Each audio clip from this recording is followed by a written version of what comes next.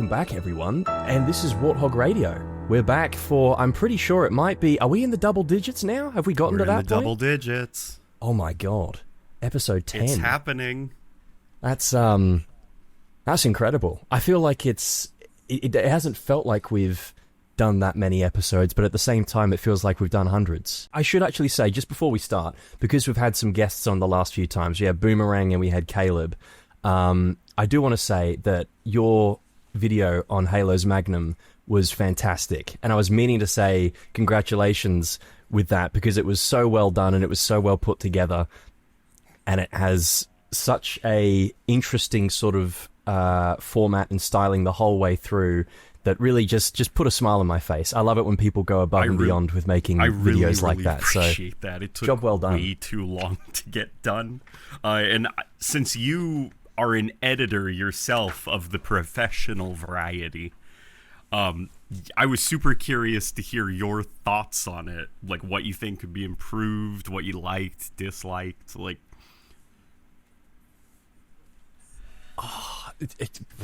Look, it's you're making me look bad. No, is what I'm thinking. I appreciate it, dude. Like that's really kind of you to say. It was really tough, really ambitious. I had to cut a lot of stuff just because it was taking too damn long to make. But hopefully now that I kind of like understand the process, I can do certain things quicker. Like I can't begin to tell you how much time I could have saved doing some of the like holographic outlines on things, pop-up things with the lessons I learned into like month 4 of the project. Oh God.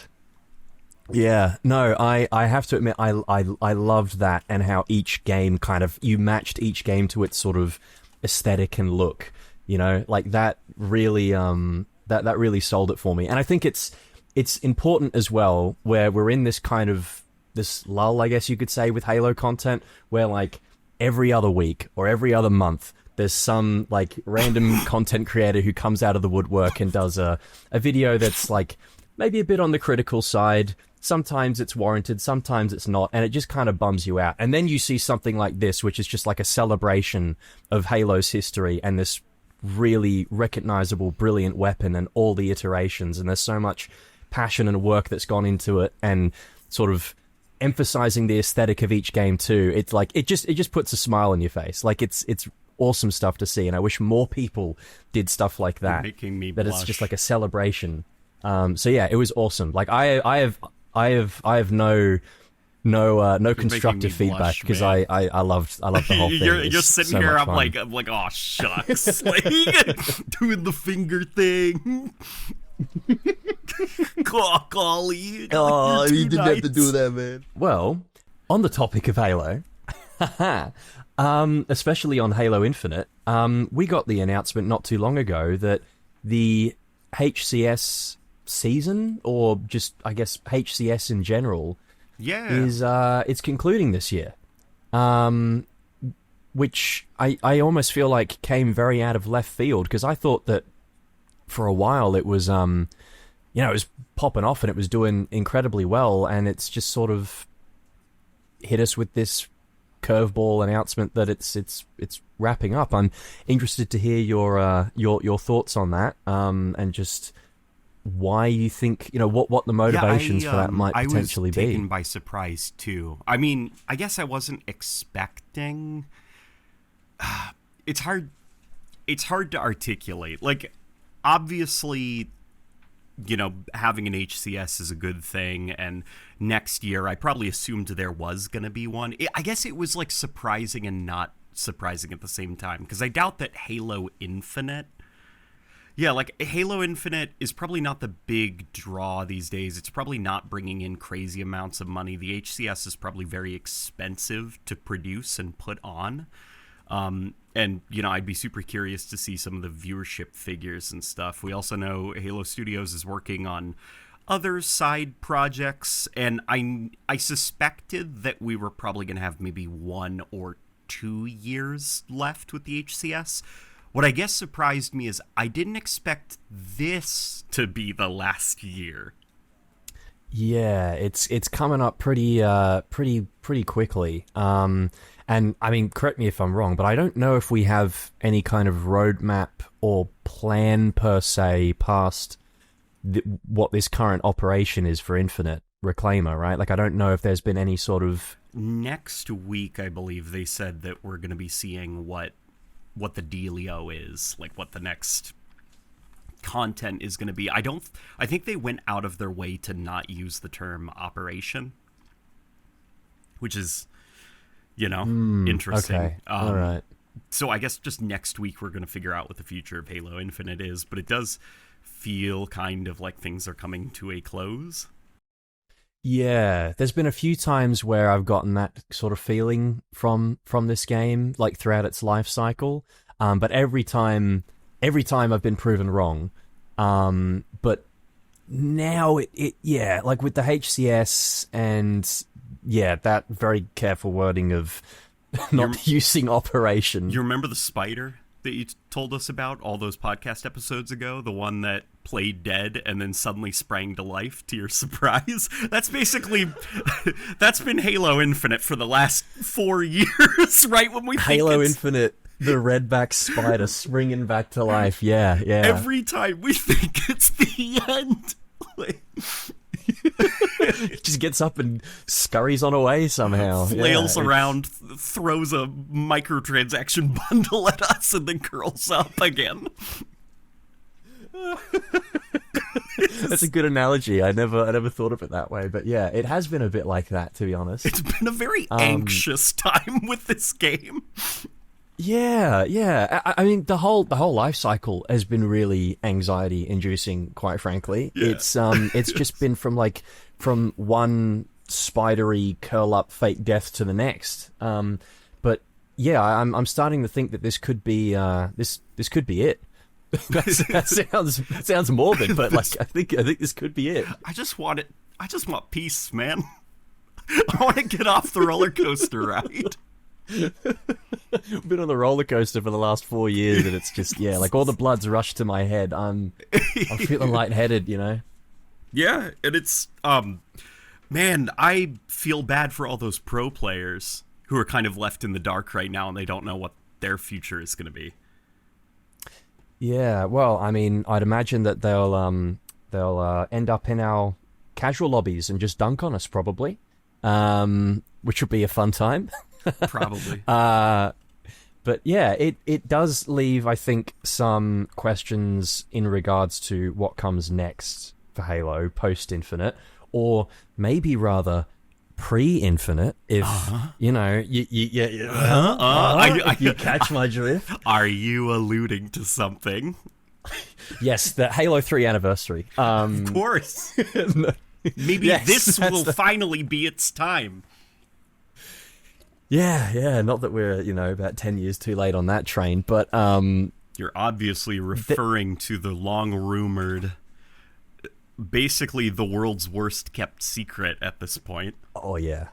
Yeah, absolutely. There was a rumor from Rebs Gaming that the Halo CE remake is going to be campaign only. Now, I think that with the announcement of HCS wrapping up, that almost...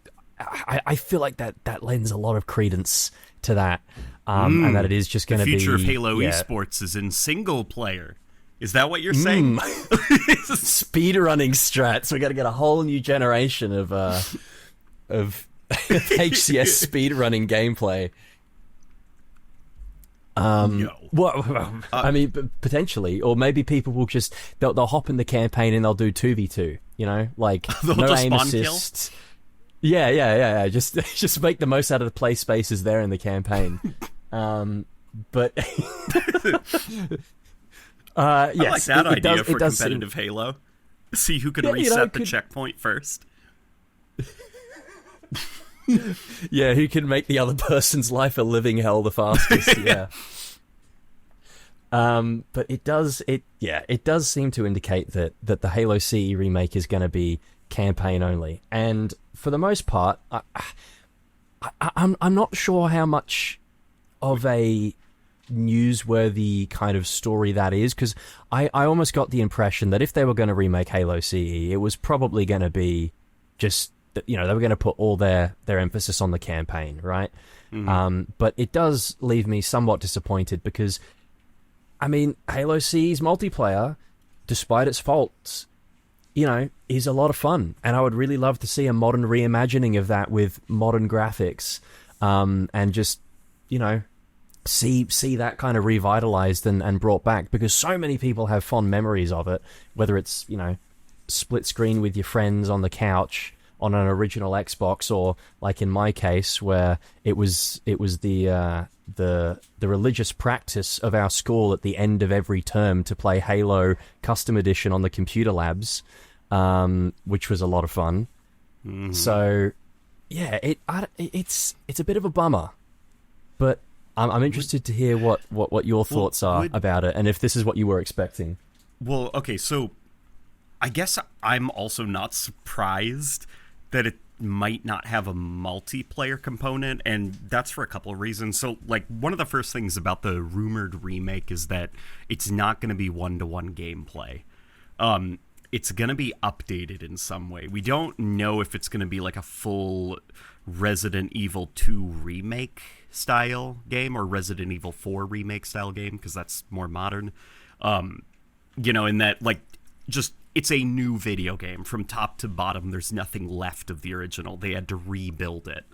And the gameplay is so different that it's functionally a new video game that's inspired by the original.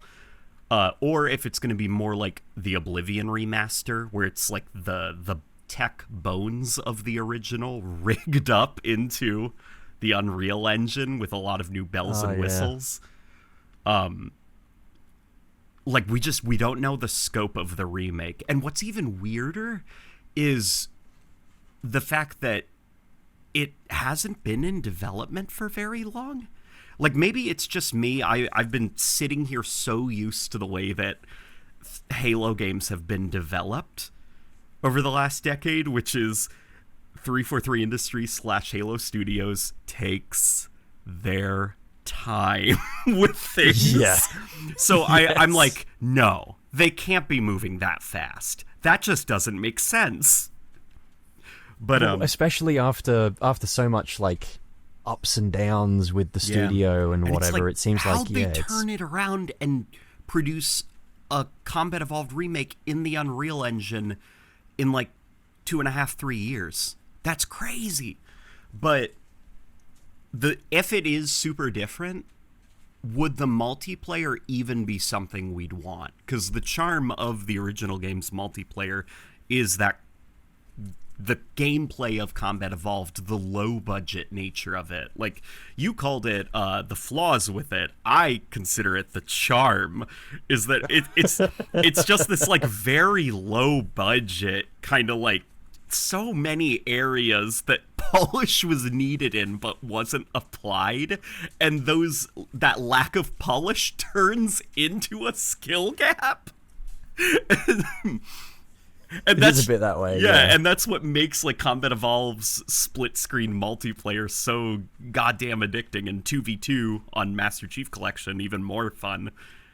And I'm just like, man, I don't know if you could recreate that. I don't know if you could remake that, because it would be overproduced. It would get a massive budget. You'd get massive testing lobbies going, you know, and just, production value. Ugh, yeah, you QA. suddenly get all... Yeah, yuck. Imagine that, having production value in your modern AAA game. They give Master Disgusting. Chief a walking animation while throwing a grenade. They'd make the spawns somewhat good on most maps. The ladder would get a climbing animation. No, they just outright replace the ladders with grav lifts, probably. Yeah, that's because that's better for gameplay. Exactly, yeah. Yeah, so I'm, like, joking aside, I'm not even sure then, you know, if I'd want the remake to have multiplayer, because it would be different. They'd modernize it. They'd try to tweak it, polish it up, and at that point, that's not really Combat Evolved multiplayer. No, yeah, you've got a very good point there. It's a completely different beast by that point. But yeah, I get there's some part of me that is just like, I know it's wrong, and it's probably not. It's not gonna happen. But there's this little voice in the back of my head that's just saying, "Nah, they're gonna make it classic. They're gonna make it classic. He's not gonna run. He's not gonna sprint. He's gonna walk the entire time. There's not gonna be clambering or thrusting or anything. It's gonna be how you remember it, but it's just gonna be more shiny with 4K textures." You know what's gonna happen once Master Chief steps out of that pod and he cocks the pistol. You're gonna be able to press left stick and go flying across the ring. And Chief's gonna be talking during gameplay. He's gonna be commenting on everything he sees. He's gonna be, "Where are we? Wow, we're on a ring world. Cortana, what's this strange light in the sky? That's a Warthog. I should drive it." Yeah, you know that. Oh no! Like, Chief, press left trigger to aim down. Oh wait, they don't do that anymore in games because that's too fun. It's gonna be a pop up on your HUD to press left trigger to aim down the sights. Yeah, they'll give you your gun before you even get to the bridge, and Captain Keyes hands it to you. When Captain Keyes hands you your gun, it's going to be an unskippable first-person cutscene, like the kinds you see in like Call of Duty games and modern first-person shooters. Knife the watermelon. Yeah, no, not even that. Call of Duty 4 had less of them. For recapturing footage for like the evolution of the Magnum, I forgot that the first level of Halo 4 is about 8 minutes long, and about 1 minute 40-ish seconds of it is an unskippable first-person Call of Duty style cutscene, like a QuickTime event. It's you sitting in that cryopod as Chief is like banging on it or whatever, and like looking around, and then climbing up the thing, and then wrestling around with an elite, and none of it's playable. It's all a cutscene that you can't skip. Yeah, press RB to kill or whatever it is. Yeah. And it's that illusion used to work on me when like Call of Duty, did it all the time. But as the years have gone on, I'm like, why'd you take the controller away from me? It's not a cutscene. Let me play. I think gaming went through this period in the early 2010s where it was like, QuickTime events and stuff like that, that means production value, right? Like, the developers went out of their way to script this whole sequence, and it's like, and it's still really in first cool, person. and there's a lot of spectacle. But like, in actual fact, I think that you are doing yourselves a disservice to do something like that, because you're taking control away from the player, and arguably it takes less effort to do a quick time event as opposed to just trying to, I don't want to say box in the player within this broader open space and sandbox and whatever, and seeing what they do with it, but that does take more careful crafting and consideration, right? Like, imagine if instead of climbing up the side of that ship debris or whatever it is in the first mission of Halo 4, like, you step out into a corridor or something that decompresses, and there's like crates and boxes flying at you that you have to like dodge yourself. Like, there's no prompts. You just got to move out of the way of them. Yeah, exactly. Yeah, like you jump over the smaller ones, or you crouch under the bigger ones and stuff. Maybe they throw the thruster pack in there earlier on so that you can use that. Like, that would have been, I think, a better way to demonstrate the physics and the movement mechanics and stuff for the game, as opposed to just moving my left thumbstick forward and then moving it to the left when Chief does this very clearly scripted look animation. Yeah. The cutscene in Halo 5, or not cutscene, the scripted moment in Halo 5 on the Sang Helios mission, the Sunayan level, where the Guardian rises out of the water, and Locke just stops. Control is removed from the player. Locke lowers his gun, and he just stares in first person at the Guardian rising out of the water, and a Phantom nearly crashes on Locke, and he raises up his arms because the debris and stuff, and then the game lets you start moving, after all this crazy explosion stuff happens. And then I think of like Halo 3 when the Forward Unto Dawn comes in. It breaks the atmosphere and comes in right in front of you. And during all of that, like the wind whipping around, physics objects flying everywhere, the this giant piece of geometry actually flying in from the sky. And it's not a cutscene. It's not a scripted Call of Duty sequence. Like, it's gameplay. You can move left and right. You can look up. You can shoot at it if you want. It's not an illusion.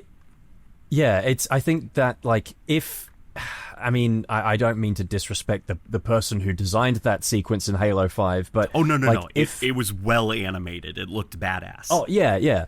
The thing is, though, like, if you need to stop everything to grab the player's attention to look at that off in the distance, then I think it kind of demonstrates a lack of confidence in what they've scripted and what they've designed there. But, for memory, because I haven't played Halo 5's campaign in a hot minute, but for memory, that sequence is, like, you don't need to put that bit in with Locke just stopping and covering up his face and stuff. Like, Halo has a pretty good way of drawing the player's attention to these big items of scenery, whether it's, like the Forward Unto Dawn on the Ark, or I think of, like, the first time you step out onto, like, that big open area of Requiem in Halo 4, when you come out of the cave and there's, like, the big sort of floating Forerunner pillars and stuff. A 343 game. That did it quite exactly. Well. Like, literally the game before. With the right audio cues and music, and even just, like, making sure that you're directing the player's attention in the right direction. You don't necessarily have to be using yellow paint.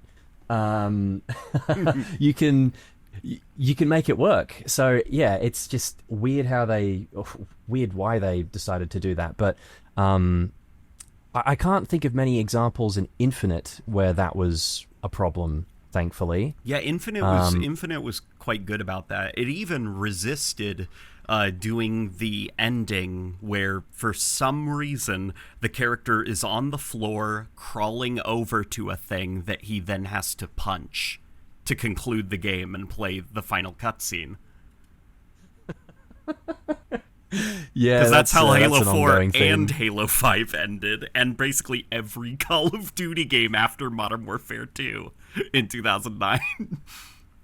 Oh God, no, you're right. I didn't even connect that dot there. That's how Halo 5 concludes as well. That's so lazy. It's my, whenever I play a new first person shooter, man, I should have told you about this ages ago.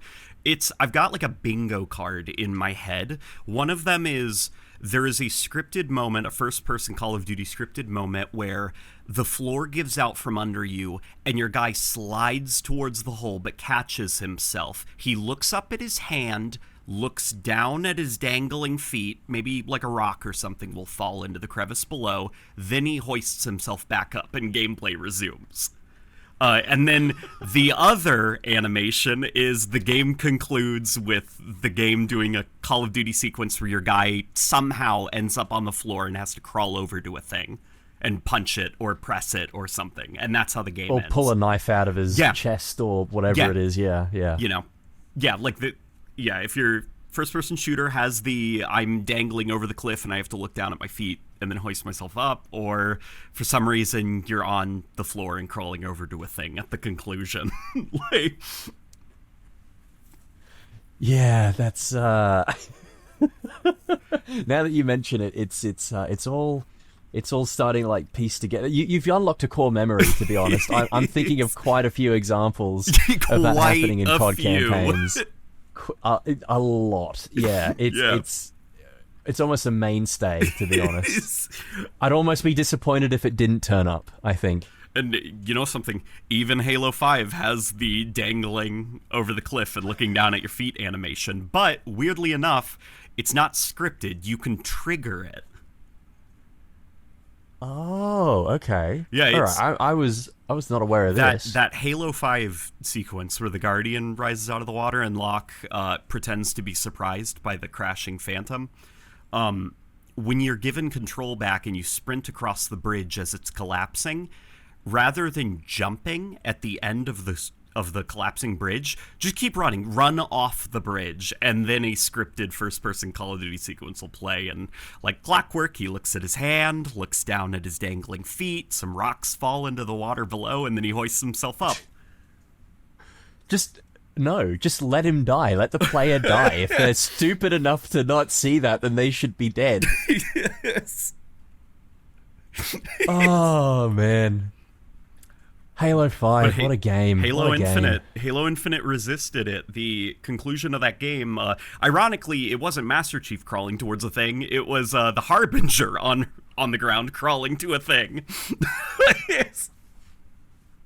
Yeah, and then like a spider shriveling up and dying, and maybe she'll come back, who knows? Maybe like the spider, she'll return. But I am fully expecting the Halo Combat Evolved remake to be full of stuff like that. I hope not. Well, I hope not. Probably not like full of it, because even like Halo Infinite was a lot better about making sure you're in control during gameplay. But there's going to be some moments, that were God. in game. Sorry. Go. No, I can't. No, you got. The cutscene where in Silent Cartographer, when you go into you open up the door, right, then down into the tunnel where the elite zealot is with the sword, and you can choose to go off to the right to that Forerunner bridge that isn't activated, and there's that awkward optional cutscene where Chief kicks a rock off the end. Oh no, where are you going with this? They're going to redo it so that he sprints down the corridor, and if you take that turn and fall off the edge, it's going to be a pre-scripted, quick time event. That's what they're going to do. Right. He falls off the edge, and all these rocks that were apparently there fall off with him. He's going to look down, look at his hand, and then pull himself back up again. That's what they're going to do. Oh man, you might be right. Yeah, because players are going to be sprinting around if sprint is in the game. Oh my god, you're right. You're right. Yeah, that's going to happen. Oh, man. I'm sure. Oh, you know what? I thought of something even worse. No. You want to hear my even worse idea? Okay, yeah. So remember the thing that back in the Bungie dev commentary they said was a terrible idea and they fought against it, which is after the flood recording plays, boom, immediately the player is attacked, and they advocated for no, there's got to be a moment of silence. And then the flood break into the room. They're going to do that, and it's going to be a first person, and the flood form is going to be flailing around, and Chief's going to shove a knife through it and throw it on the ground, then pull up his assault rifle, and gameplay will resume. I was thinking Chief takes the chip out of his head, the Private Jenkins' chip out of his head, and he's immediately greeted with a foxy jump scare of a flood combat form or something. That's what I was thinking. You have to keep their attention. You have to keep their attention. Yeah. As developers, you have no control over the pacing of your game, Oh, man.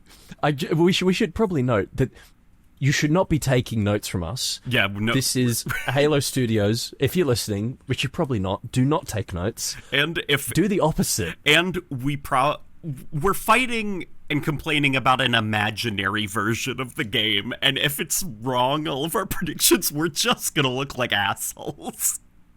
Yeah. So don't worry, we're just yapping.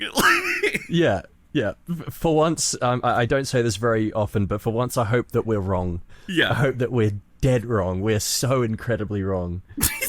Oh my god, remember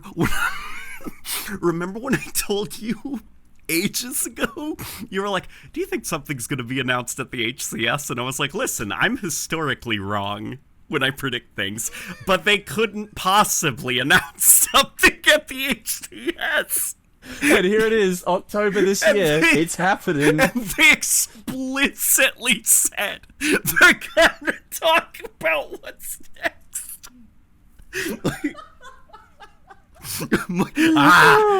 Late night's wrong again. Yeah. Yes. Put that on your bingo card. Cha-ching! Check mark. Wrong again. I got 4 in a row. What do I get? Oh man, I can't. I just hope it's something exciting, man. It is something exciting, even if it's nothing. At least everyone will be angry, and that's an emotion outside of apathy. Yeah, I suppose so. Yeah. I think. Look, I just want to have that spark of excitement again, you know, just for something. And even if God forbid the Combat Evolved remake turns out to be even half of what we've described today in our worst timeline kind of situation, it will be, if nothing else, I think it will be comforting to have a remake of that game that we can like go back to and be like, this is kind of nice. Like, there's a familiar flavor here. Yes, I'm advocating for pointless nostalgia, but it'd just be nice, you know, to have something to sink our teeth into. Even if it is campaign only. Even Combat Evolved Anniversary, it's fun to every now and then like run around in the new graphics for a couple of minutes and just be like, that's crazy. Yeah, before you start getting a massive migraine. Yeah, and you don't know how to headshot the elites because the hitbox is still matched to the legacy ones, and the new elites have thick, fat necks and wide heads. Elite discrimination, you love to hear.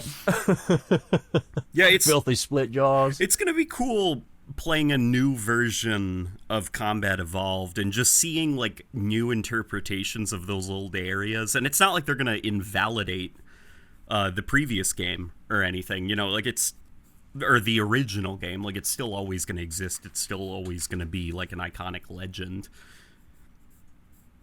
It's just going to be a new version of Combat Evolved that we can throw into the pile of things to talk about.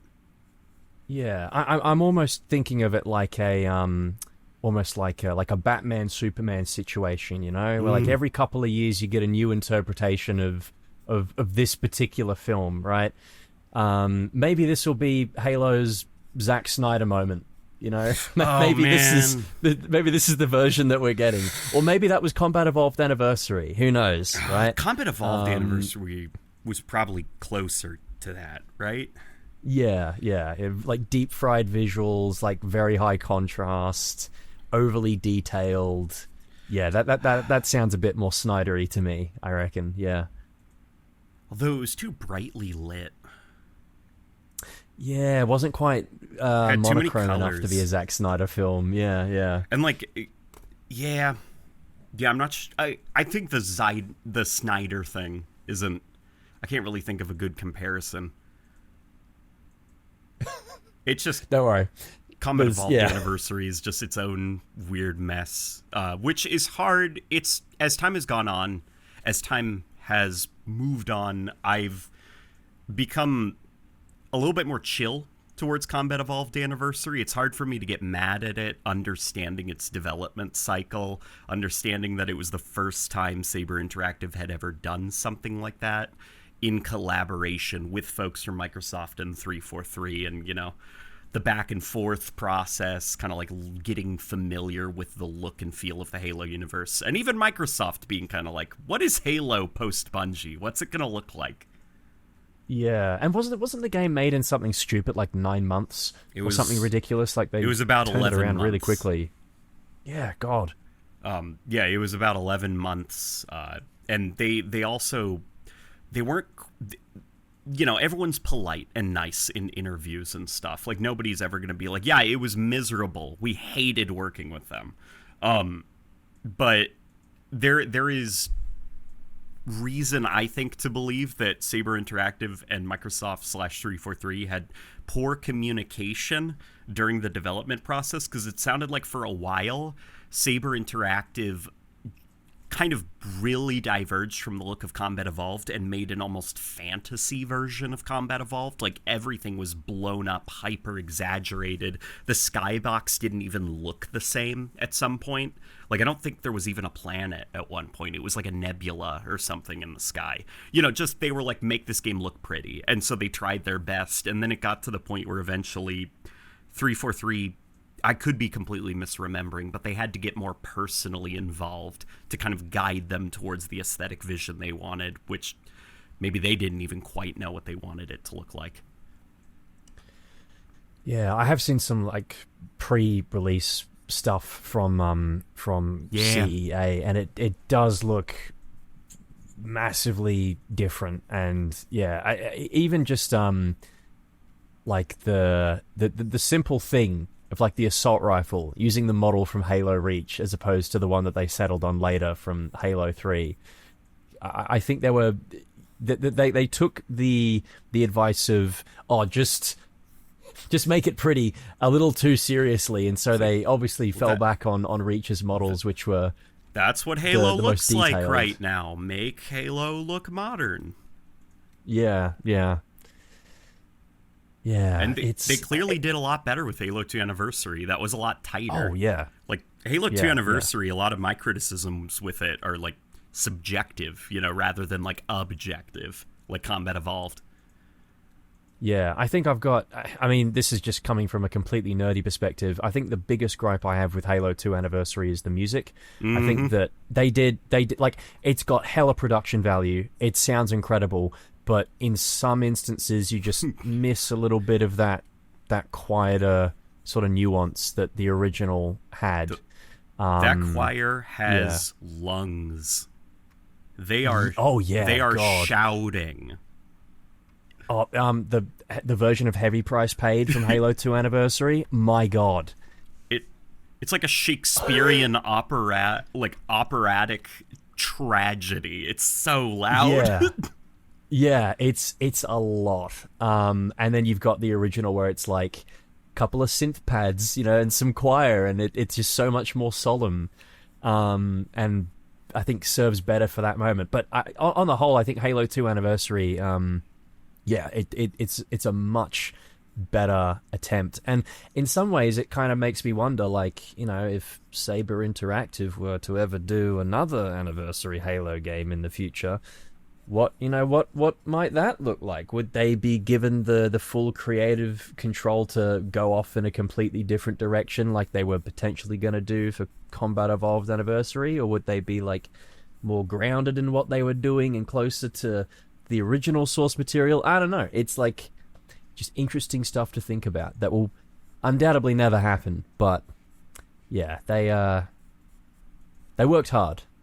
Tough situation. I feel it for those guys. Yeah. Yeah.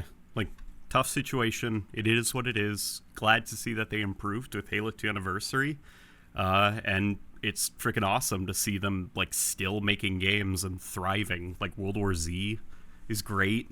The new Warhammer game, which I don't own, and I wish I did, looks phenomenal. Yeah, I've heard nothing but good things about it. So at some point, I'll have to get it, because it's very interesting when you see like a developer like Certain Affinity, Saber Interactive, or someone else that has worked on or participated in a Halo project, like doing their own thing, or like being a co-studio working on another game. It kind of it's like when you see your favorite director or like an actor that you really enjoy is working on another project or a movie, and you're like, yeah, I'll check that out, I'll give that a look. Yeah, no, I couldn't agree more. I'm also you know what? Yeah, let's move on. I was about to start talking about... I was about to be like, an interesting connection between the Combat Evolved remake and the Spartan games is Tom Salta, the composer, and let's talk about that now for half an hour. Maybe at some point. But yeah, we'll have to do... We'll do a whole episode of maybe we can get Tom Salta on. Oh, that'd be fucking cool. Dude, really I'm friends with him on Facebook. Let me reach out. Hey! Whoa! He did the music for Outlast Trials, and I love that game. Yeah? I really love that game. Okay. Yeah. Okay, I'll reach out to him and see if he wants to do something with us. That'd be cool. I need to go back and listen to the two Spartan spin-off game soundtracks. Very good. They were like the highlight of that game. And I remember hearing him in the Minecraft, like when they did that Minecraft Halo crossover and they did the whole world. They had a lot of tracks from that game in there too. It's cool stuff. Yeah. Anyway. Yeah. Oh my God. We got to stop. We got to stop or we're going to derail. Yeah, we are. Yeah, like the train in Call of Duty World War II's campaign. Yes, exactly. We'll go on and on and on and never stop. In a pre-scripted cutscene where the character holds their hand up as debris and all other kind of shit flies off into their face. Yes. On the note of Halo CE not being not having a multiplayer, supposedly, There's also a rumor of a certain other development studio, not Saber Interactive, but one that I mentioned earlier, potentially Certain Affinity, working on something that's... You said Certain Affinity. I was about to say, another studio. Are you certain?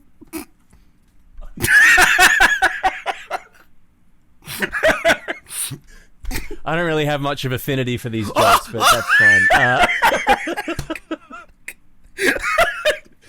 Oh, man, we need to get outside and touch some grass.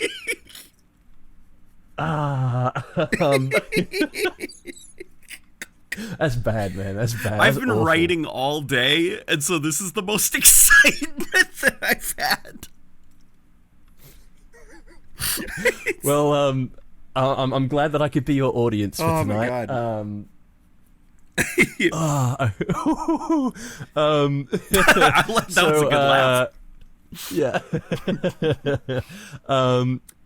So Project Eker is the other thing that's been floating around the Halo rumor mill for ages, honestly. It's gone through what seems like multiple sort of iterations. It was initially, I think, called Project Tatanka, which, for those of you who are unaware, there was a big string of rumors that this spin-off or this expansion for Halo Infinite called Project Tatanka was being developed by a studio called Certain Affinity, which is headed up by Max Hoberman, who was a former development lead on Halo 2 and its multiplayer and UI component and stuff. And I think the running theory was that it was going to be like a battle royale or some kind of like big scale like game mode for Halo Infinite, essentially. And at some point Tatanka that kind of got... even a name, like the code name of the project. Isn't that related to like a Rumble or a Battle Royale or a free-for-all of some kind? Like the name Tatanka is related to that? I mean, it could be. I'm going to be honest. I forgot. The name also kind of like added to the rumor mill.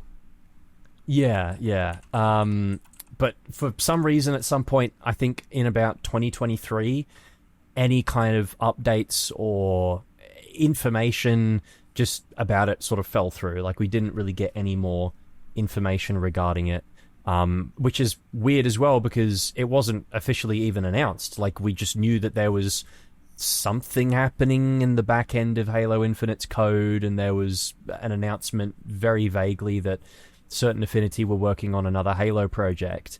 But now, within the last year or so, it seems as though development on whatever is the next iteration of Tatanka, which is being codenamed Project Eker, has started again, presumably for Unreal Engine 5.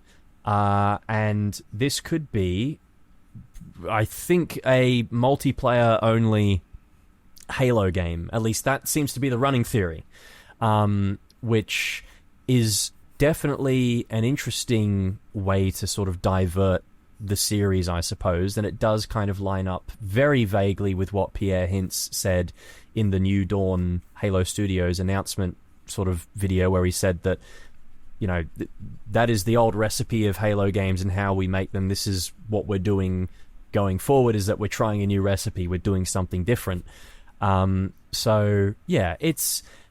While there may not be a multiplayer component for the CE remake, which I'm sure all the HCS champs are probably not the happiest about, they're spitting about that at the moment, there is maybe something coming up in the near future that will be multiplayer centric, which is, yeah, it's I we don't really know enough about it, but I do want to get like your thoughts on what you think this could be, or your dream scenario. Like, what do you want this game to be realistically? I'll be honest, I never considered what Pierre Heinz, like, your connection to what he said about this being the old... I thought he was just literally talking about the game engine.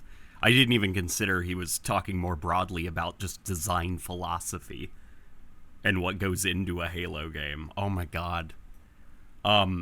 Different strokes for different folks, I suppose. I guess my immediate question would be, if splitting campaign off from multiplayer and handling campaign stuff as its own independent releases, if that's if there's enough interest in just Halo campaign games.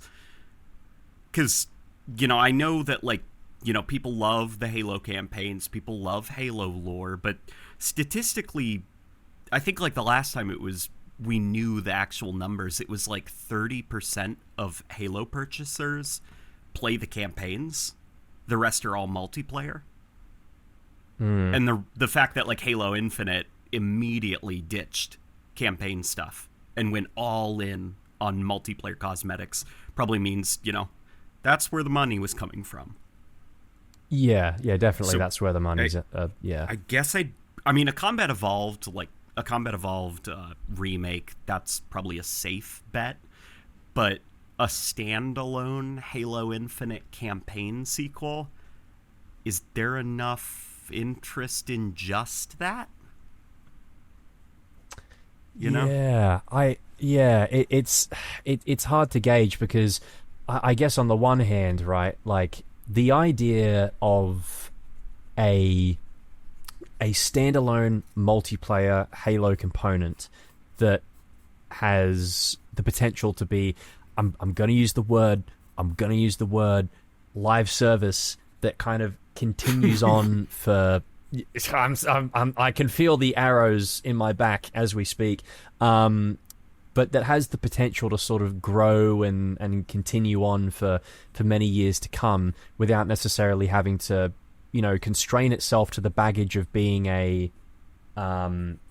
full Halo experience, does seem somewhat promising in a way. That the resources wouldn't be divided between campaign stuff and multiplayer stuff. Yeah, it'd just be if this is Certain Affinity's baby, which, obviously they're going to have input from Halo Studios, but if this is their project, it does give me some sort of amount of hope because, again, you've got Max Oberman there in the studio. However much visibility he's going to have of the project, I don't know, but for what it's worth, I think that Certain Affinity did an okay job given the circumstances with Halo 2 Anniversary's multiplayer. I know that it's trashed on. They had it doesn't necessarily look the greatest. That one was made in quite literally 8 months, I think. Yeah. You can only trash on it so much before you're they did what they could. Yeah. But with, years of development time and a couple of false starts, unfortunately, I think that, they could pop something out that's all right. And I guess it would just be interesting to see, with all the resources devoted to a Halo multiplayer live service installment, what new kind of game modes are we gonna get out of that? How far are they going to be able to push it and do things that realistically they couldn't do for a game like Halo Infinite, for example, where the resources are stretched too thin in one direction or the other.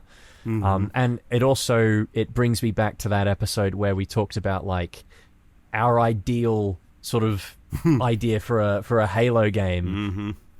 The big massive multiplayer 50v50 or whatever on big maps, long running events kind of stuff. Part of me almost imagines if they could do even half of that, some big ground war kind of mode earlier rumors were matching up to sort of indicate, that could be really cool. And then they put the arena multiplayer and various other modes sprinkled throughout there too. It could have legs. I guess the question is just how much do you include in that package?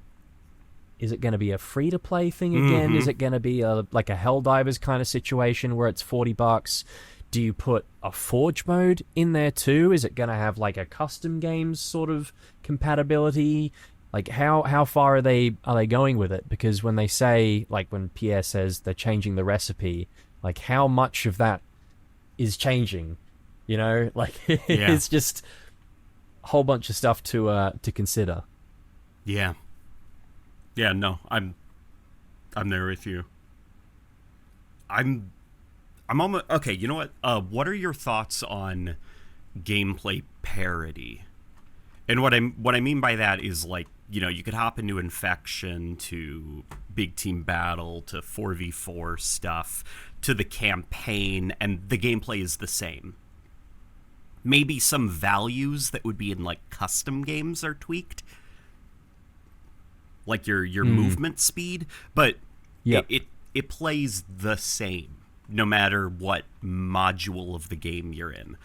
Do you want kind of like parity there, or are you fine with something more like Halo Infinite's campaign, or even more than Halo Infinite's campaign? Because Halo Infinite already, you know, you can only be descoped if your shields are gone in the campaign, which is very different from multiplayer. In Halo 5, you could sprint and recharge your shields, where you could only recharge your shields when you weren't sprinting in Halo 5 multiplayer. Like, it's almost like what's the line for you? It's almost like the Warzone thing, right? With each new Call of Duty game that comes out, they kind of have to meet in the middle with with Warzone and the live service component of that to keep the movement in line and the weapons and whatever. What I'm thinking is, do you want it to be like, are you more a fan of the Bungie style, where it is 1-to-1, the gameplay and the rules of combat and the way weapons feel, you know, across campaign, multiplayer, Forge, customs? Or do you think there should be wiggle room to kind of stretch the mechanics, maybe even alter them completely, and kind of break parity? Yeah, I think that's a tricky question, because on the one hand, I do love a bit of consistency, and I think it's important to keep that just as like a uniform experience for just for newcomers, I suppose, so that when they get acquainted with one part of the game, they can more easily jump between, say, multiplayer and campaign and have it feel relatively similar, so they're not getting alienated by, you know, one mode being too different compared to the rest. But at the same time, I think that having a bit of like extra variety there, and each sort of mode having like its own little kinks and nuances that you kind of have to pick up on, helps it stand out from the rest, and it feels a little less what's the word I'm looking for? Uniform, I guess.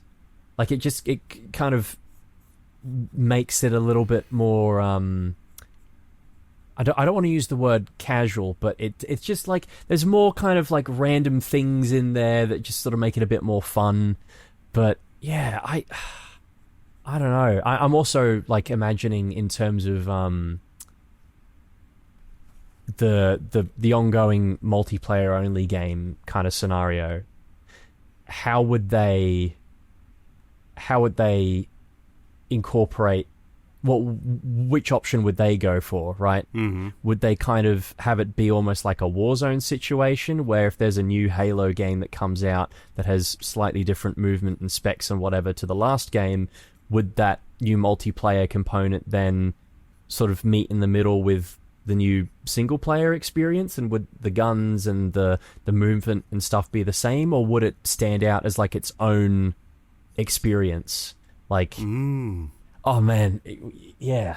I'm just wondering how they would do that. You're thinking about the new multiplayer experience as being, at the risk of cursing it, a 10-year journey of some kind, where it potentially, threatening us with another 10-year journey.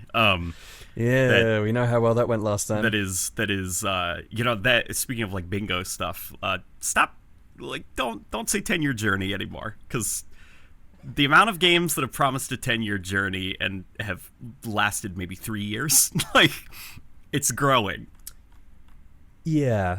That's the other thing that worries me a bit about this too, is that I think about all the live service games that have popped up in the last few years that have not amounted to anything. Yeah.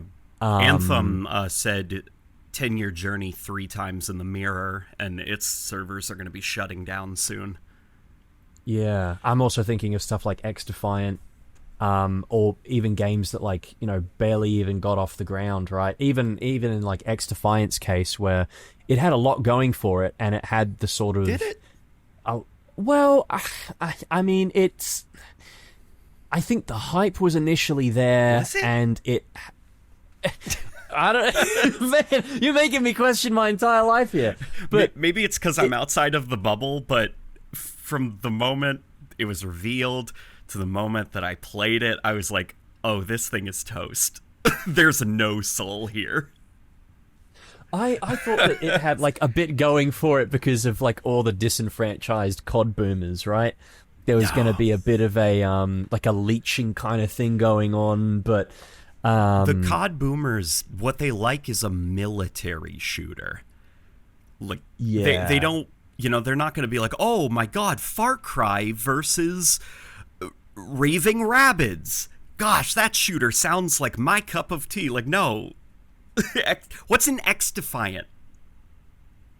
Yeah, that's a very... What's that name mean? Vague name. There's no theme. X Defiant had no soul, no aesthetic, no art direction. I'm sorry, Ubisoft, your portfolio isn't a big audience pull like you think it is. Like, COD fans want a military shooter, and X Defiant was an ugly shooter. Yeah, that is very true. I was looking at it more from the perspective of like, it was promising certain things that I think Call of Duty players thought that they wanted. I know what you mean. The skill-based matchmaking, the gameplay, skill-based matchmaking. You know, the gameplay being a little bit more like classic COD in terms of the movement and whatever. But yeah, I'm just worried how much longevity is potentially a Halo multiplayer only game gonna have. Yeah. If it's, you know, released in a similar kind of way. Are there any like Halo games? I mean, I know I just, you know, did that whole bit where I shat all over Ubisoft and their portfolio. But fair though, to be honest. But is there any live service games that are consistently popular that are just about themselves? You know? And I'm not even talking about Destiny or Apex, where they have like seasons themed around weird stuff like pirates, or I'm talking about like it just is itself for years and years and years endlessly. No crossovers, no cosmetic deviations.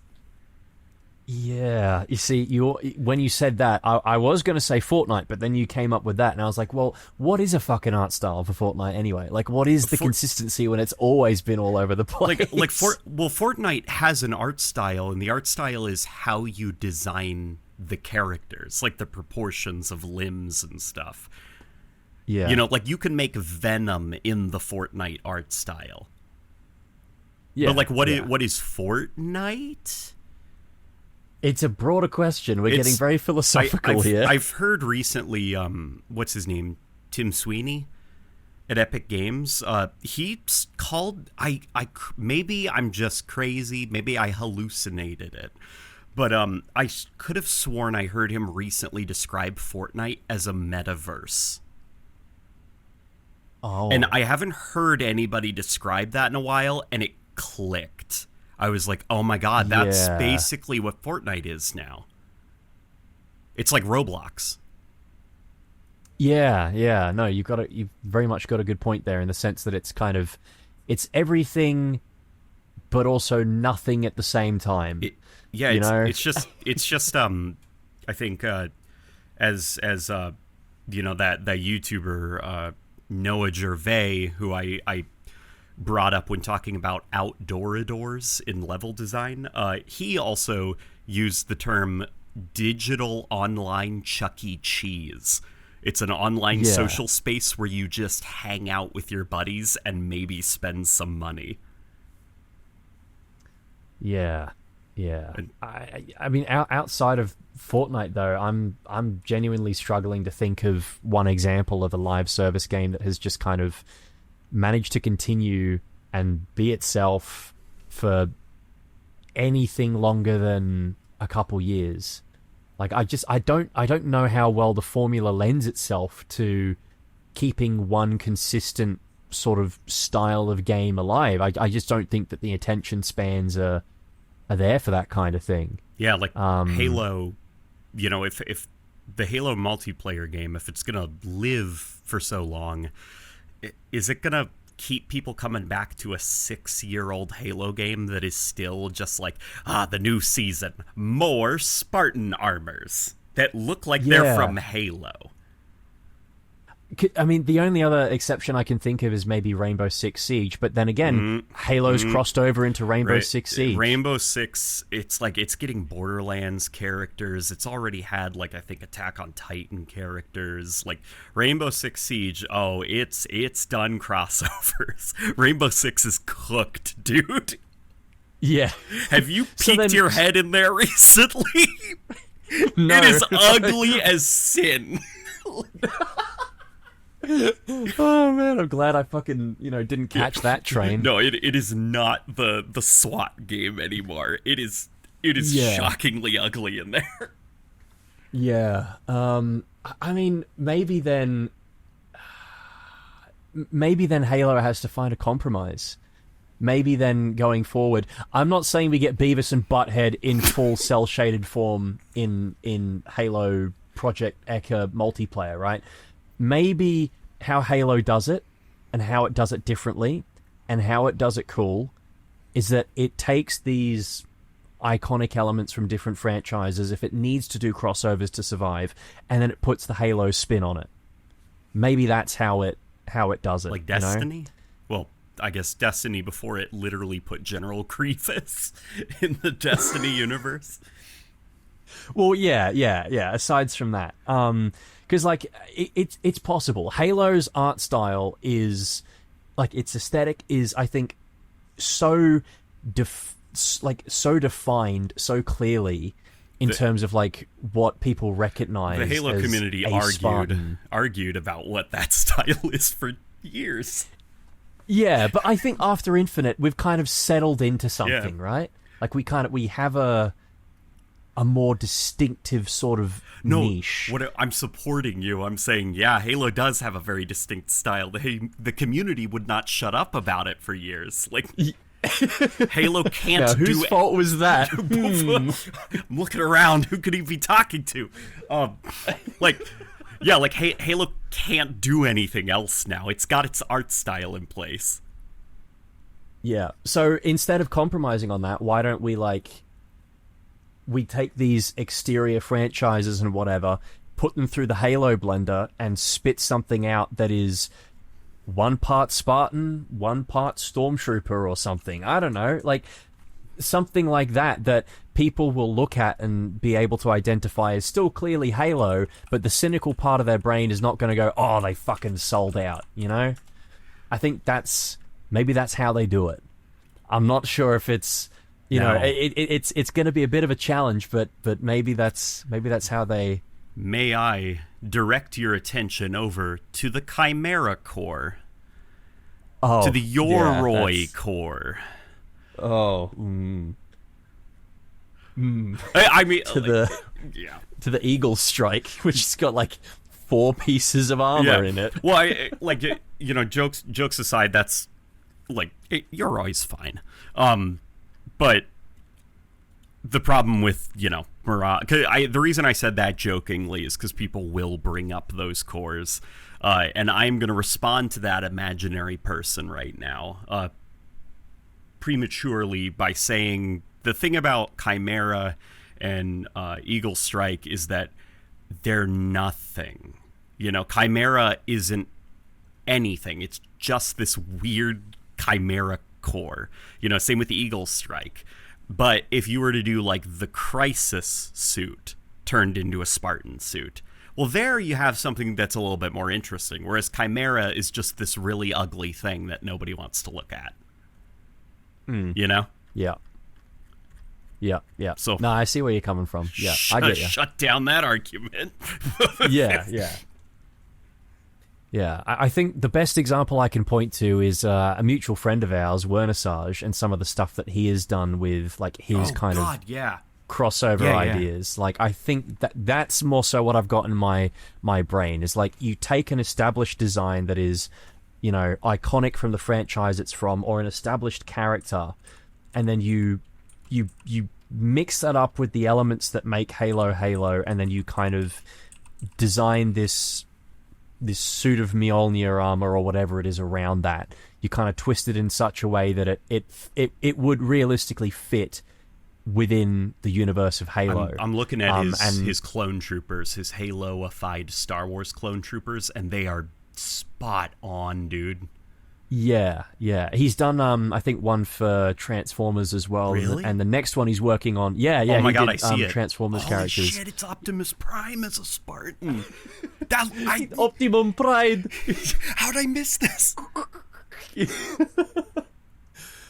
doing Bionicle next. Oh my God. So shout out to Wernasage. Wow. Dude, Halo Studios has got to scoop them up if this is the direction they're going to go in. Because, yeah, like, I think that would be the way to do it. That way you don't compromise on the artistic integrity of the game, and you don't get all the naysayers being like, oh, they sold out to such and such a company, and you don't get the same problem like Call of Duty where you've got Beavis and Butthead running around. Yeah. You reimagine them within the contexts of the game, and it works a lot better that way. And Halo already has, like, a leg up on something like Call of Duty, because Halo, the characters in Halo, they're either aliens or, aliens in alien armor, or people in sci-fi armor. Where Call of Duty, it's just, like, reality, like real life. Yeah. Doesn't really have a defined aesthetic anymore. So no matter what you do in Call of Duty, no matter the crossover, it's gonna look like really bad cosplay, or just stupid. Yeah. I mean, there was an idea or a suggestion floating around a while ago that, like, if COD really wanted to do this, like, crossover stuff, they should just reimagine these characters as, like, military operators. But man, that's smart. Yeah, like that is something they could do. But clearly they just don't. They don't have the time or the care or the passion involved to do that. But Halo, on the other hand, when it has such a clearly defined look to it, I think that's the direction that they should go forward with. If the money from these various companies is really that promising, and it's going to be enough to keep the game afloat, like multiple other live service endeavors, your Fortnites, your Rainbow Six Sieges, your Warzones, whatever, then I think that's how they should do it. Halo-ify other properties. Yeah. I got nothing else to add, dude. You nailed it. Hell yeah. Let's go. Yeah, that's it. Boys will see a Halo-fied Toa Tahu from Bionicle and just think, hell yeah. That's what we want. What would the Burger King look like as a Spartan? What would the Hamburglar look like as a Spartan? What about the alien guy from American Dad? Just grey with an EVA helmet. Yeah. You'd probably the American Dad alien, I can't remember his name. Roger? Is it Roger? It's Roger. Yeah. It would probably just be like a normal Spartan suit and Roger's face like smushed and squished up against the visor, right?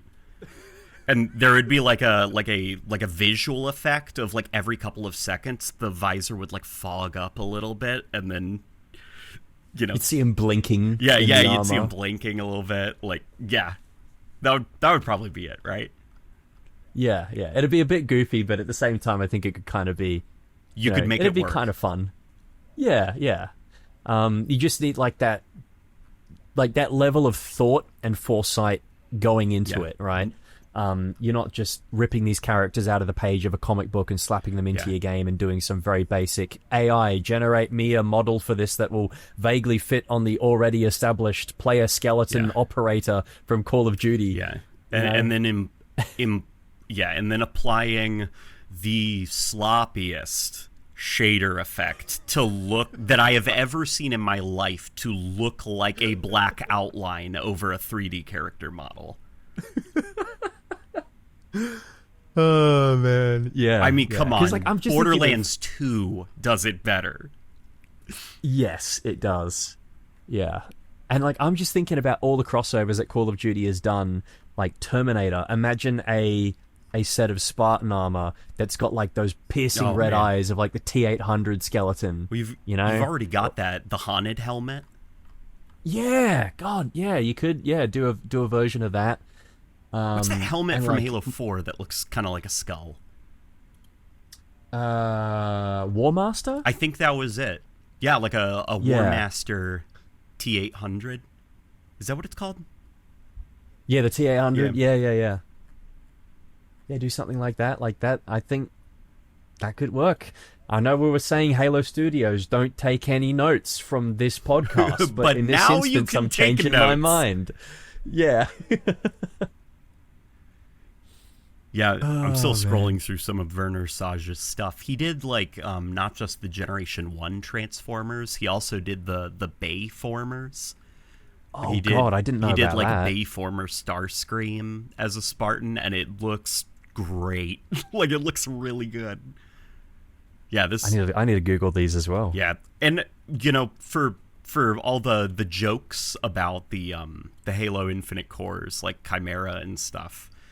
Even like the cat ears. Can I say something about the cat ears? The cat ears in Halo Infinite are the most tasteful cat ear microtransactions I have ever seen in any of these like first-person shooter live service games, because they spent a lot of time to make it look like it's a part of the Spartan armor. It's even like it takes design cues from the weird vents on the back of Spartan armors, like the weird backpack things that they got.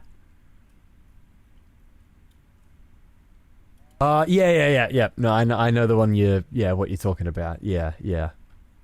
No, I think it's definitely done in a more, I guess, tasteful way than the many other games. Like, they could have made them bright pink and fuzzy. They could have. Chicana our lucky stars. They could have literally made it like a headband with fuzzy pink ears on top of a helmet, but they went out of their way to integrate it into the helmet.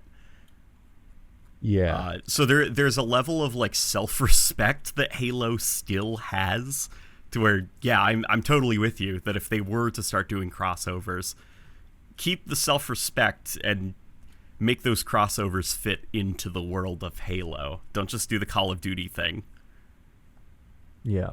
No, I'm looking at more of his stuff now, and I've just stumbled across the Fallout X Halo one that he did with all the different types of Fallout power armor, and they look great. Like, when you think Fallout power armor, you think these big, bulky, kind of bulbous-looking dudes, but he's managed to like shrink it down to the proportions of a normal Spartan while still keeping those core elements intact. So yeah, I reckon something like that would be so cool, man. Like, I'd love to run around looking like Optimus Prime in a Halo game, but with that little Spartan tint, you know. And the great thing about Halo, man, is that it's got some of the, like, just the most in-depth writing ever. And so they can very easily find a way to justify these sorts of things in the lore as well if they wanted to. Like, you could have a note about the little sticky uppy ear bits on Optimus Prime's helmet being like additional communication relays or something for the Spartan commander or whatever, and they can call the helmet like the I don't know, the I'm trying to think of a play on words here, but it's not quite clicking. Yeah, like the Orion optical systems, tactical, whatever. Yeah. Yeah, there it is. Yeah, PAX Mark II, like. Yeah. Yeah, they do something clever like that. They're like, reverse engineered from strange mechanical ruins on a distant world. An ancient technology has been retrofitted to work it, like implying that they found lost Cybertronian colonies and scavenged them for tech. Like they, without overtly saying it. Yeah, pretty much. And they could do a similar thing with like the Stormtrooper or Clone Trooper armor too. You know, like salvaged from a rare metal codenamed Durasteel that they've that has a ship that is older than the Milky Way. We don't know how it got here, but the technology, because it came from a galaxy far, far away a long time ago. Yeah. The armor has been tested and has great plasma dispersing properties. Yes. Stuff like that. Because it's designed to disperse blaster bolts. Yes. Stuff like that. It for the nerdy types like us, we look into that stuff and we go, "Oh, genius! Why didn't we ever think of that? It's so cool." And we are so but then nerdy. At the same time, for like the surface level fan who's like, "Oh, Stormtrooper in Halo, hell yeah!" Like they love that shit too. So, gosh, oh my god, I'm like hyping myself up, but then I open my eyes and it's just. No, don't let it crash down that quickly, all right? Ride the wave. Yeah. Like, I open my eyes and the dream, it turns to ash and slips through my fingers. Oh, we can only hope. But yeah, if the next Halo is going to have aiming down the sights, and the community starts yelling and screaming and... Oh, man. Halo Studios has announced they're changing their name after mass community backlash. They are now Ringworld Development. Interactive. Oh, Ringworld Development, okay. Pierre Heinz is out as studio head. Who else wants to take over? Anyone? A soft reboot is incoming. A fresh Halo start. Combat Evolved, the remake number 2.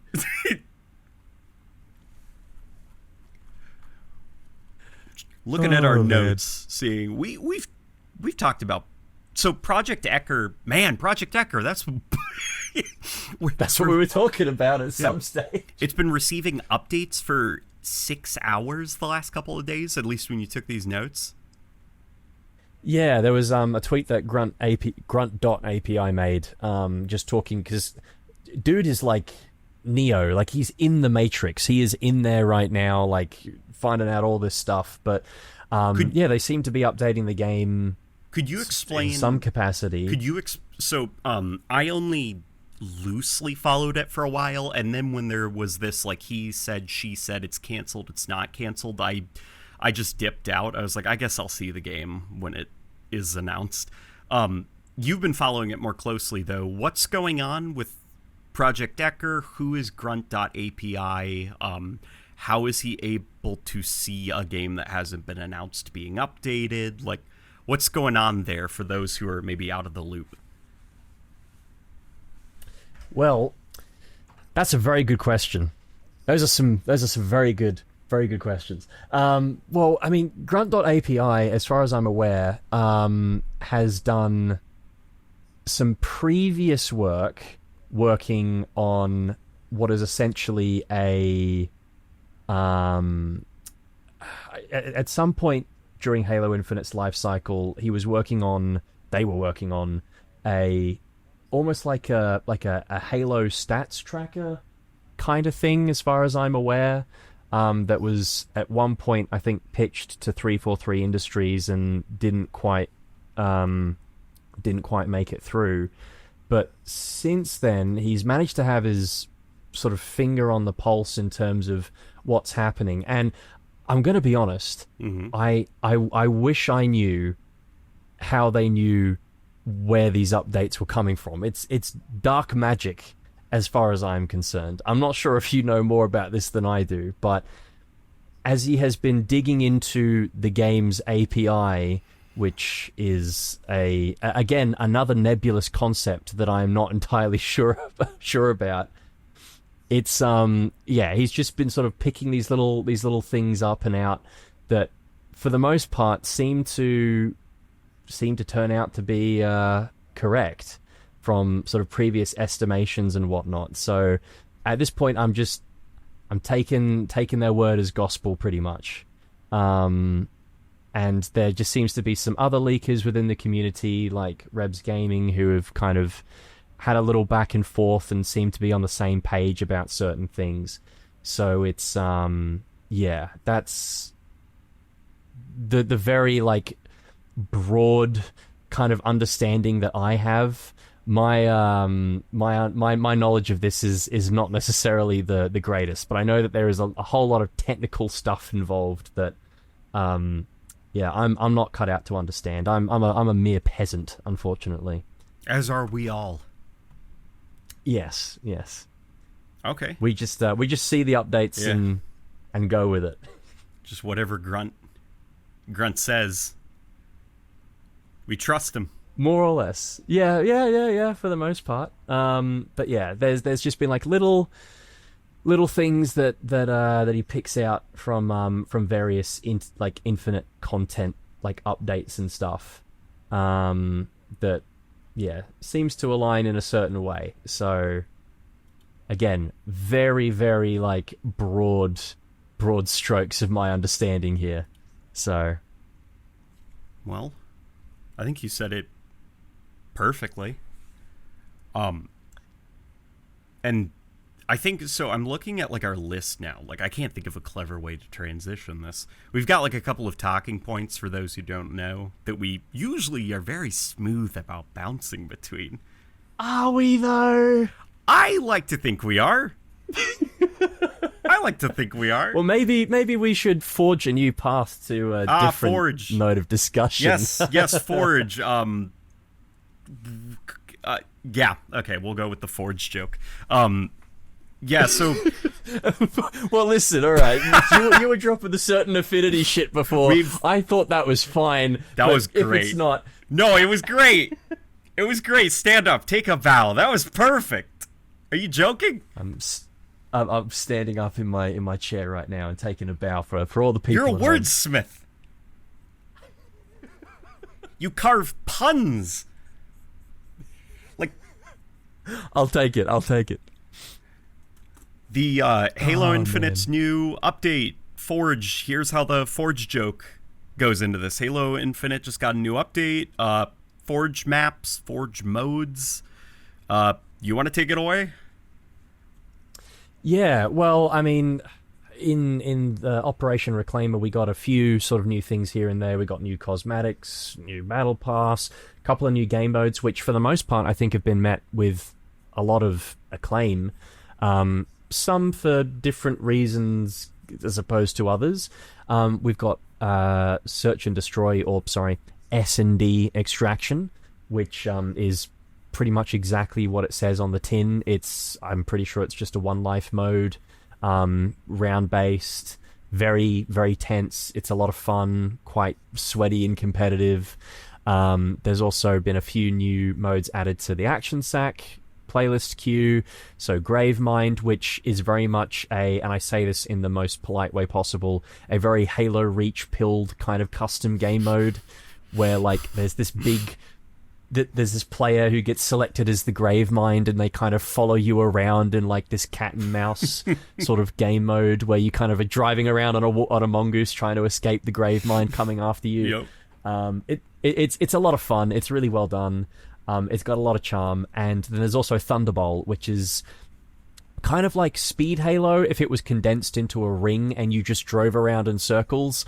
And you've made a video about this, but it's great for XP. Mm-hmm. So that seems to be the main mode that I'm finding in the Action Sack playlist. The Crucible, at the moment. The fiery toilet. Yeah. The bowl of flames. Yeah. It's fun little game modes and stuff. But the main thing that I think we were wanting to talk about was Forge and the prevalence of Forge in Infinite's post-launch content, and sort of how it's shaped the game in a way that has meant that it's far more, I guess, sort of community-driven now, but also the fact that Forge has kind of, I guess, evolved in such a way over the past few years that now people who are working on Halo Infinite in an official capacity are forgers, and they're getting paid for their efforts, which is something that people have been clamoring for ages now. But it has opened, I think, in many ways a whole new can of worms. And I know that you've got some thoughts about this and what you think the maybe not what the next steps should be, but like how sort of, I guess, how Halo handled. rectifies this. Yeah, how it should be handled. Yeah. Yeah, so I have been playing the search and destroy, search and deploy, whatever they call it. It's actually a lot like Counter-Strike. It's got a fully functional buy menu, which is cool. I've never seen anything like this in Halo Infinite's Forge, and that just kind of means that like Halo Infinite's Forge is a well that still hasn't been tapped out yet. They figured out how to get like on your screen like a button prompt type stuff. Like, you know, you go to the left, select an item, go to the right, you know, you can go back. And every round, you know, you earn points. If you die, you can't respawn. Once everyone dies, that's it, round over. Or if you deploy, you know, the bomb at the bomb site, you know, then you can win the round. But at the start of the round, all the points you got the last match, you can scroll through this little menu of things to buy and then equip them. And it's great. It's really cool. As somebody who actually likes Counter-Strike's gameplay, I think it's a lot of fun to play. And if it wasn't for the fact that I'm in the Thunderbolt mines, you know, driving in circles for all eternity because I really want that Chief kit, I'd probably be playing the hell out of ranked search and deploy extraction. But yeah, as you mentioned, search and deploy, it's the first instance of Halo Studios like paying forgers. Yeah, which again is something that like I think people have been asking for a hot minute now. And there was a whole bunch of controversy a while ago that sort of, I think, got the ball rolling in that regard. But it also does bring up, I guess, the bigger question of like the Forge's involvement. Yeah, sorry, thank you. Yeah, now I'm reoriented. I completely lost my train of thought for a second. I'm very proud of myself for being able to complete that sentence. You know, it's just a sign that I'm grown up. But it's all part of the plan. No worries. It's been a while since I ate, and the coffee is starting to wear off. I can feel the topic of like Forge content. You know, back in like the days of like Halo 3, Halo Reach, 4, 5 is maybe where like grumbling started, but like at least, you know, with the Halos that we grew up with, Forge content being in matchmaking, I mean, that was just sort of like a given, you know? Once the DLCs stop rolling out, you know, the last map pack launches, it's pretty much just Forge maps being added to matchmaking from there on out. Like, that's the whole point of Forge, is long after the developers have moved on, Forge is the gift that keeps on giving.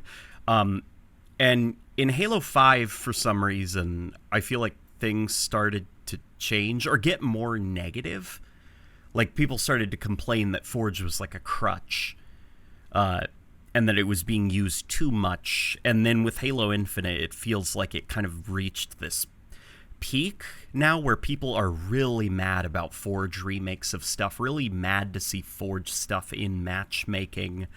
And, you know, Halo Studios 343, whatever, like Halo Studios, they've clarified that they've moved on to the next project, but it hasn't stopped people from being mad or even like surprised that there are no dev maps coming and that more Forge stuff is being added to the game.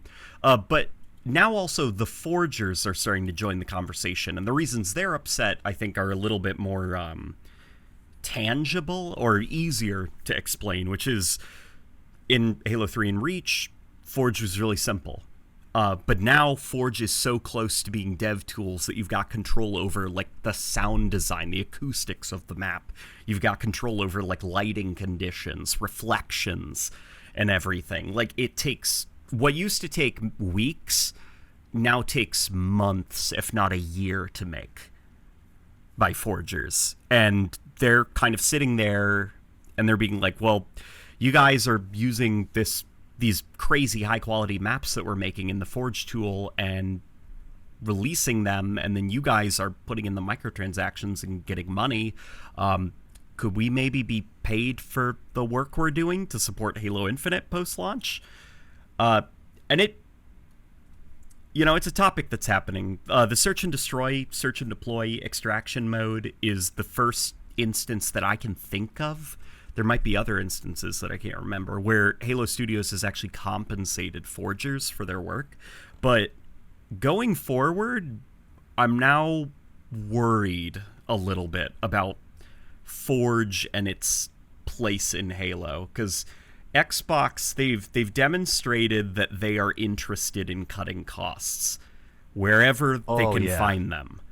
And Forge, I'd imagine I know, the pitch of Forge is that the reason you'd want to get investment into it so you can build it for the game is that it puts map-making tools in the community's hands. It means that we can have endless content that we can throw into matchmaking, no more reliance on dev-made maps and the expensive production costs that go into them.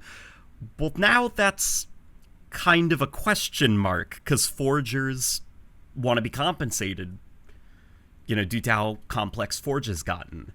So what's going to happen to Forge going forward? Yeah, is it suddenly, too much of a lucrative opportunity for forgers that Microsoft looks at it and goes, maybe we can cut some costs there? That's not even lucrative, because I don't think forgers are like, like rubbing their hands together thinking about how much money they're going to make. Like they're... Yeah, oh no, definitely not. Yeah, no. like they're probably not being paid full-time position with benefits. Like, yeah, they're not getting health insurance. Yeah, because it's here in the United States. But yeah, we won't get into that. But it's just like a thing now that I'm starting to worry about is when it comes time to pitch Forge for the next Halo experience, and the topic comes up of what do we do about the forgers and stuff that gets put into matchmaking, like.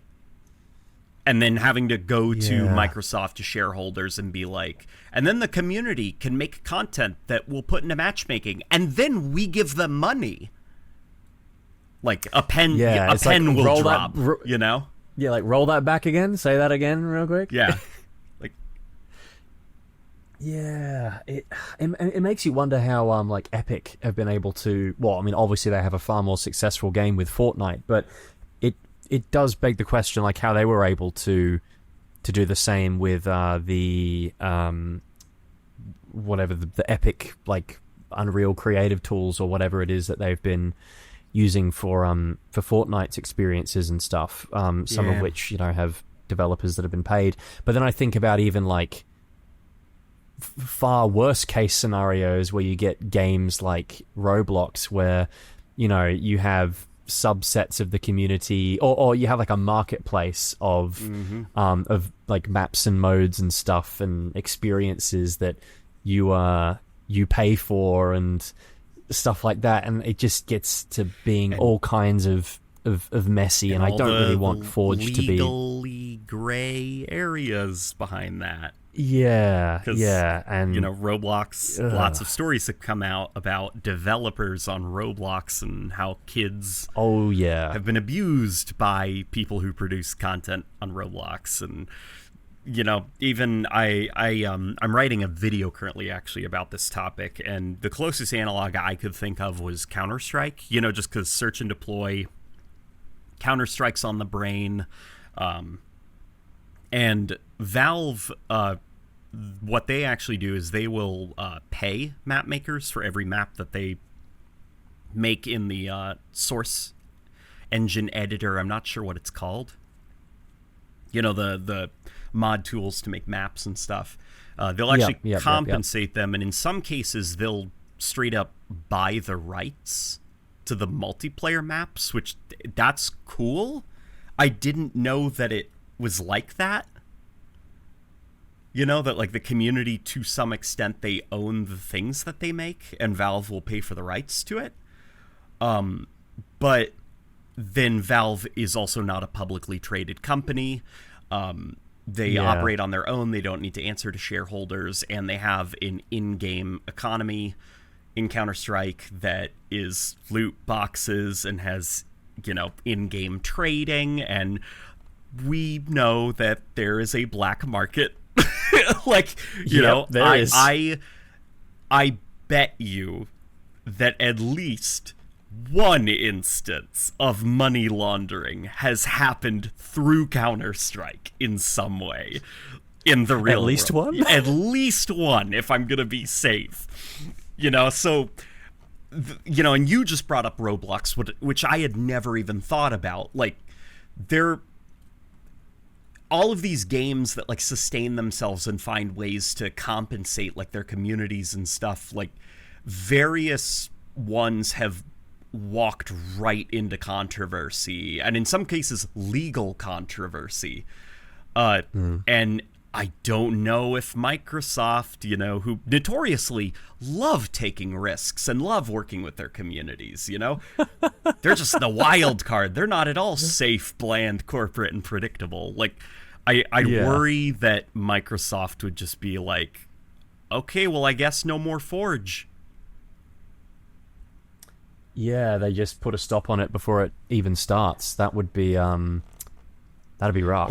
Or if they do this, we see the amount of community-made Forge maps and matchmaking go down to basically nothing.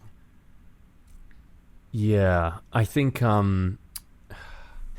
it's almost got to be I think it's got to be a very carefully curated process. Like, if Halo Studios are going to add maps, modes, whatever else into the matchmaking rotation in the future, I think it should be like, obviously don't be throwing money around willy-nilly, but they've got to test this stuff quite diligently before it obviously goes out, but also make up their mind like 100% that they're willing to commit to this map or mode or whatever it is before they're willing to put it into the matchmaking, so that if there is going to be any kind of expenditure, then it is, within reason so far as Papa Microsoft is concerned. Having some kind of rigorous process for verification. Yeah, because there's a risk that a lot of money could be lost if stuff isn't, and not lost like, oh, boo-hoo, Microsoft, oh, I feel so bad for them, but more like, you got to understand that the losses do not bode well for Halo. If Halo is losing more money than it's making, or noticeably just wasting money, search and destroy extraction, or deploy or whatever extraction, I like it. I really like it. But I'm not going to pretend that it's the most popular mode in Halo. I don't think it's going to be around for long. It was paid for, and that's money down the drain. And I say this as someone who really likes the mode and wishes that wasn't the reality, but it is. It is the reality. Yeah, that is very much the case. I think the other alternative here is that instead of having maybe in addition to a very rigorous selection process, that's going to bring about all kinds of other problems too, because like, how rigorous is rigorous, like how deep are they going to be? Because they're not just going to be thinking about the financial repercussions, they're going to be thinking about the legal ones too, in terms of like, hey, if this person in 20 years time finds a loophole in the document that we got them to sign, what happens then? What happens if they turn out to be like one of these sussy Roblox imposters, if you catch my drift? What happens? So this is an intrusive thought I had back during the Halo 5 days.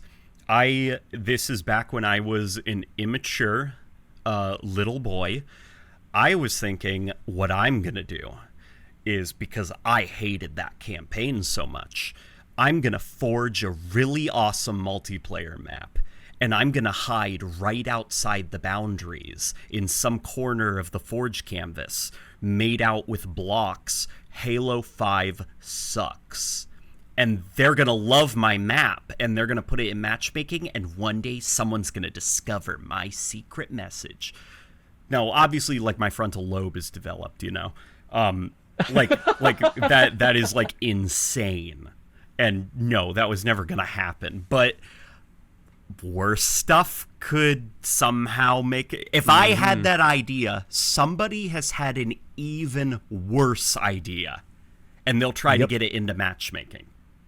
Oh yeah, 100%. And what would happen if it was paid for content and it contained something like awful and controversial?